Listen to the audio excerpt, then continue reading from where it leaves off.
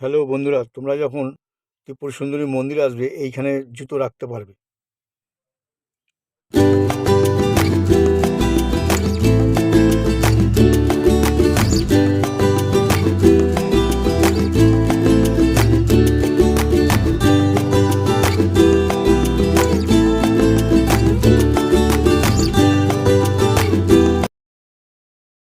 Hello বন্ধুরা, আমি আজকে এসেছি ত্রিপুরা সুন্দরী মন্দির গড়িয়াতে।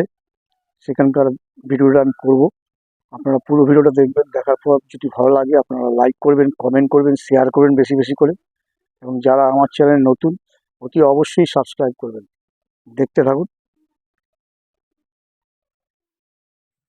এই হচ্ছে ত্রিপুর সুন্দরী মন্দিরের তোরণ। এখান থেকেই ঢুকতে হবে মন্দিরে যেতে গেলে। এই শ্রী শ্রী ত্রিপুর সুন্দরী মন্দির গেট দেখা যাচ্ছে।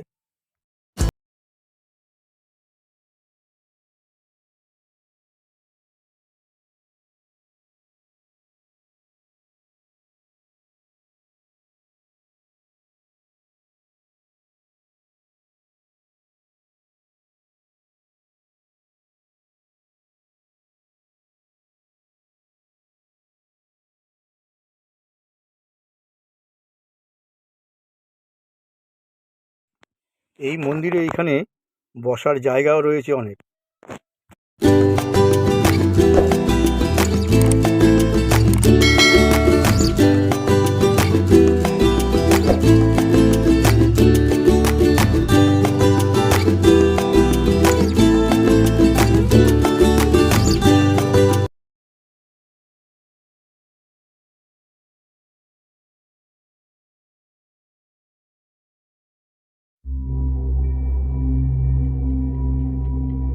এই গাছের সামনে অনেক ভক্তরা আছেন, এসে এইখানে তাদের মনের কথা মায়ের কাছে জানায়।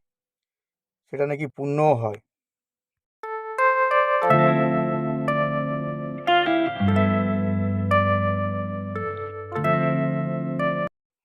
এখানে রয়েছে একটি শিব মন্দির। এই মন্দির দেখার জন্যে অনেক দূর দূর থেকে মানুষজন আসেন এই মন্দির দেখতে। আপনারা যারা আসেননি আপনারা আসতে পারেন। খুবই সুন্দর একটি মন্দির, নির্জন জায়গা।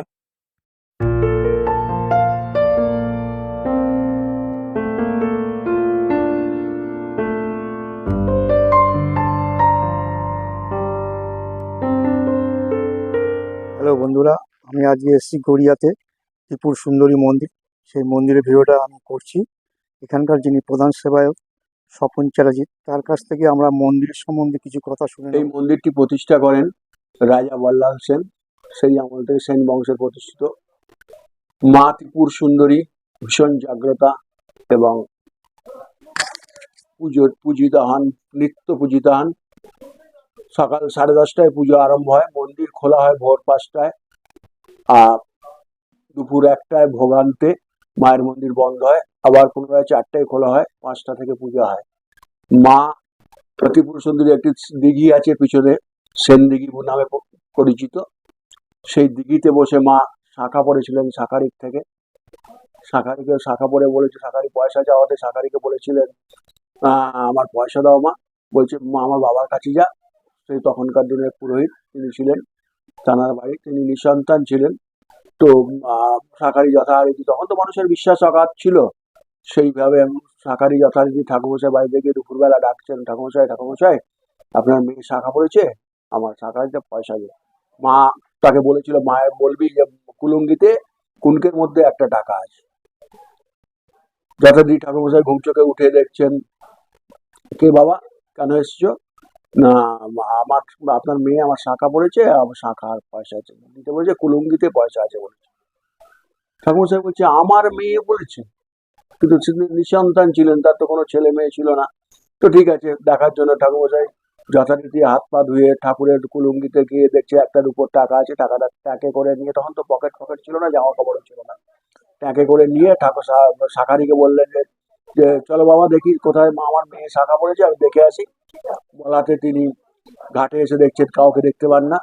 এবার ঠাকুরমশাই বলছে কোথায় মা, বাবা আমার মা মেয়ে। তখন শাঁখারি হাত জোড়ো করে মাকে বলছে, মা তুমি যেই হও, তুমি আমাকে দেখা দাও, শাখা পড়েছো, দেখাও, ঠাকুমশাই দেখবে। তারপরে জল থেকে মা শাখা মারা হাত দেখিয়েছিলেন, সেই থেকে এই কথিত আছে। আরো অনেক কিছু আছে, সেগুলো আমাদের অজানা, আপনারা জানতে পারেন। এই হচ্ছে পাশেই একটা শিব মন্দির আছে, শিবনারায়ণের মন্দির। সেখানে নিত্য পূজা হয় শিব মন্দিরে, শিবরাত্রিতে বিশেষ সমারোহের সাথে উদযাপন করা হয়। শিব চতুর্দশী হয়, নীলের পূজাও হয় এখানে শিব মন্দিরে। এবং তাছাড়া আপনার পয়লা বৈশাখ, অক্ষয় তৃতীয়া, ববিরত্তায়নী ব্রত, দুর্গাষ্টমী, সরস্বতী পূজা, বিষ্ণু মায়ের উৎসব, এইসব সারা বছরে লেগেই থাকে, নিত্য পূজা। জয় মা। ত্রিপুর সুন্দরী মন্দির প্রায় 500 বছরের বেশি। এই মন্দিরটি আর খুবই জাগ্রত এই ঠাকুর।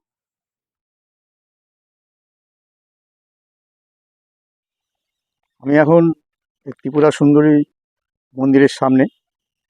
ওখান থেকে আমি কুপন কেটে নিলাম যে ভোগের জন্য 135 টাকা।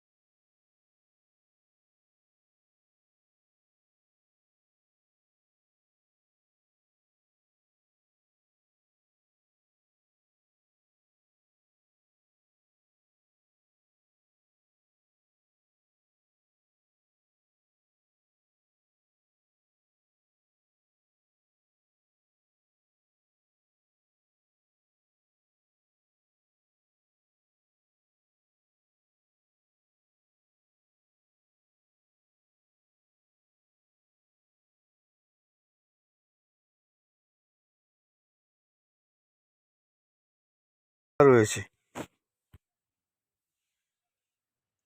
ত্রিপুরা সুন্দরী মন্দিরের যে অফিস, একদম সোজাসুজি দেখতে পাচ্ছেন ত্রিপুর সুন্দরী মন্দিরের যে সেবা সমিতি কার্যালয় লেখা আছে, ওখান থেকে আপনারা ভোগের কুপন কেটে নিতে পারেন।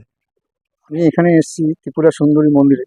সেখানে মায়ের যে ভোগের রান্না হচ্ছে, সেই রান্নার জায়গাটা আমি দেখাবো, আপনারা দেখুন।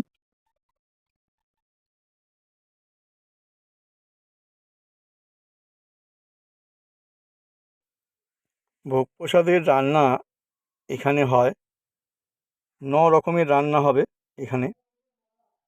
দেখুন এখানে রান্না করছে সবাই।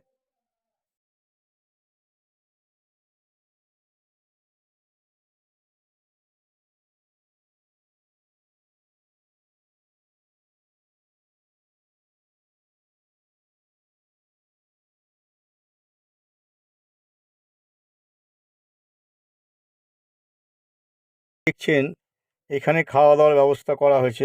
এইখানে ভক্তরা সবাই খাবেন যারা কুপন কেটেছেন।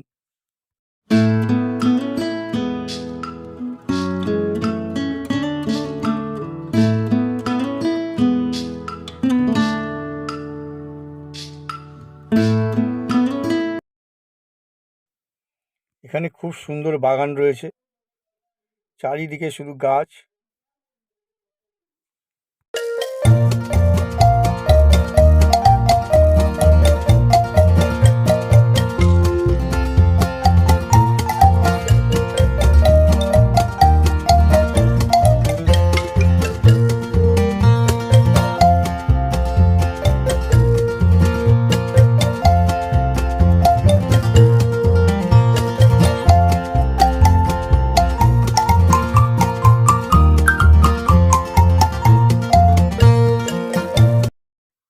আপনারা যদি ত্রিপুর সুন্দরী মন্দিরে আসেন, তাহলে বিধাননগর থেকে যদি আসেন, তাহলে আপনাদের ওখান থেকে 45 বাস আছে, পাবলিক বাস। সেই বাসে করে আপনাদের গড়িয়াতে নামতে হবে, এবং গড়িয়াতে নামার পর ওখানে টোটো গাড়ি আছে কিংবা অটো আছে। আপনার থেকে 10 টাকা নেবে অটো ভাড়া, আপনাকে ত্রিপুর সুন্দরী মন্দিরের সামনে নামিয়ে দিতে হবে।